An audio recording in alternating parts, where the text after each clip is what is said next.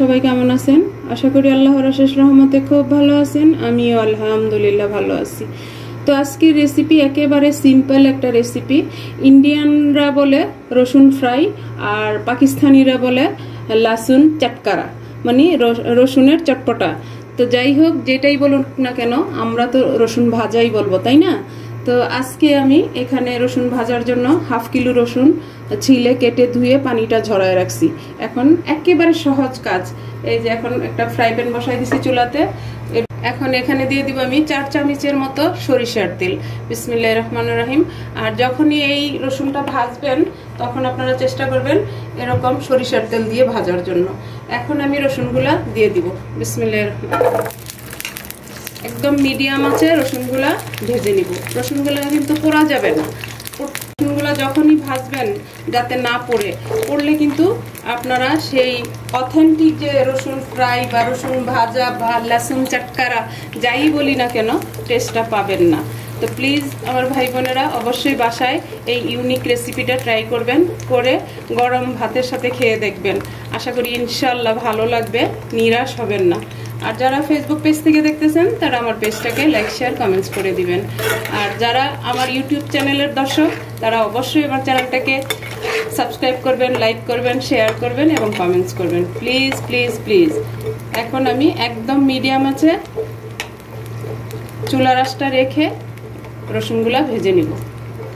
এই যে যখনই এই রসুন ফ্রাই বা লসুন চটকারা বানাবেন তখন এই চুলার সামনে দাঁড়িয়ে কিন্তু নেড়ে নেড়ে বানাতে হবে। চুলা থেকে কোথাও যাবেন না, তাহলে কিন্তু রসুনটা পুড়ে কালো ভুনা হয়ে যাবে। আমরা তো সবাই গরুর মাংসের কালো ভুনা খাই, তখন খেতে হবে রসুনের কালো ভুনা। যাই হোক, একটু যোগ করলাম। তো এখন আমি এটাকে ভালোভাবে একটু ভাজবো। ভাজার পরে বাকি কিভাবে একেবারে সহজ, যখন দেখবেন তখন মনে হবে কি যে এত সহজ রেসিপিটা কেন আগে করি নাই। মানে খেয়ে যখন ট্রাই করে দেখবেন যে এটা খাইতে কত টেস্টি হয়। গরম ভাত বা রুটি পরোটা সব কিছুর সাথেই ভালো যায়। আসলে আমার রসুনটা ভাজা হয়ে গেল। এখন আমি রসুনটাকে নামাবো আর চুলাটাও অফ করে দিব। আর রসুনটা কিন্তু বেশি ভাজা যাবে না, একটু লালচা হবে আর আপনার একেবারে গলে যাবে, মানে নরম হবে। এই জন্যই দ্বারা একদম নিবু আছে রসুনটাকে ভাজতে হবে। এই যে এখন আমি রসুনটাকে প্রথমে নামাবো, তারপর বাকি কাজটা করবো। রসুনটা ভাজা হয়ে গেল। এখন এই গরম অবস্থায় আমি মশলাগুলি দিয়ে দিব। আপনারাও যখন বানাবেন তখন চেষ্টা করবেন এই গরম অবস্থায় দেওয়ার জন্য, তাহলে অথেন্টিক টেস্টটা পাবেন। এখন প্রথমে দিয়ে দিব আমি 1 চামচ পাপরিকা পাউডার। আর এই পাপরিকা পাউডারটা অবশ্যই দিবেন, এটাই এই রসুন ফ্রাই বা লসুন চটকারার টেস্ট আনে। এখন দিব আমি 1/2 চামচ ঝালমরিচ। এখন ঝালটা আপনারা যে যতটুকু খান অতটুকু দিয়ে নেবেন। আর এখন দিব আমি 1/2 চামচ চাট মশলা। 1/2 চামচ দিয়ে দিলাম বিট লবণ। আর স্বাদ মতো লবণটা একটু দিব, যেহেতু বিট লবণ দেওয়া আছে 1 পিঞ্চের মতো দিলাম। 1/2 চামচ দিব চিলি ফ্লেক্স। বাস, এই মশলার মধ্যেই আমার রসুন ফ্রাই বা লসুন চটকারা হয়ে গেল। এখন এইভাবে আমি প্রথমে এইভাবে ঝাঁকায় মিশাই নিব, তারপরে এই যে চামচ দিয়ে মিশাই নিব। দেখেন মাশাআল্লাহ লুকটা কত সুন্দর আসছে। এই যে হয়ে গেল আমার রসুন ফ্রাই বা লসুন চটকারা।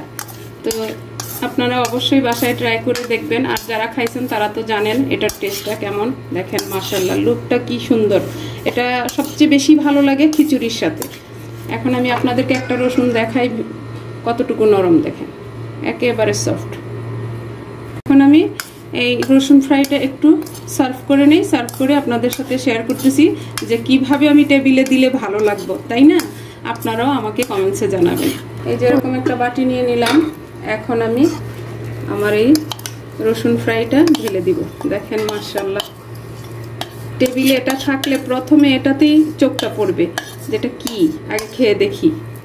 তো প্লিজ আমার ভাই বোনেরা বাসায় অবশ্যই ট্রাই করবেন, ট্রাই করে আমাকে কমেন্টসে জানাবেন। এই হয়ে গেল আজকে আমার রসুন ফ্রাই বা লসুন চটকারা। তো যাই হোক, আজকে ছোট্ট একটা রেসিপি আপনাদের সাথে শেয়ার করলাম। আপনারা অবশ্যই বাসায় ট্রাই করবেন। আমি আজকে আপনাদের কাছ থেকে বিদায় নিব, আবার নতুন কোনো রেসিপি নিয়ে আসবো। আল্লাহ হাফেজ।